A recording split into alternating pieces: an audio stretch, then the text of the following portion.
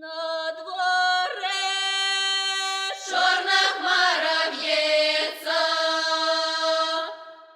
под окном колядник чупиться.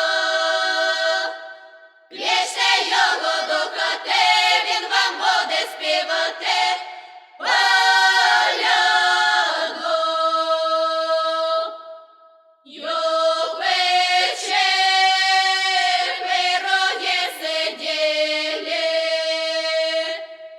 та мої оченьки гляділи.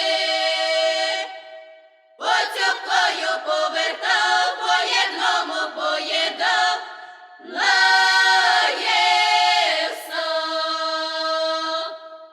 Жив пече, пирогів не стало. Він поліз на хату по сало, і салечка не достав.